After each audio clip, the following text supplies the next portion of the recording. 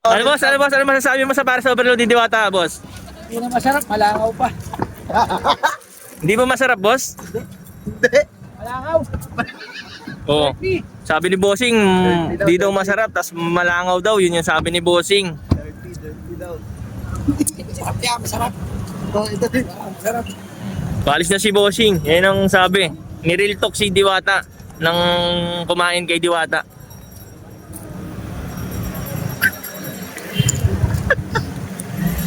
Wala tayong magagawa. Yun ang sabi ng ano, ng mga kumain, di ba? Ng iba. Ikaw, ma'am, ano masasabi mo sa Paris Overload ni Diwata, ma'am? Goods? O, ito naman kay ma'am, goods naman daw.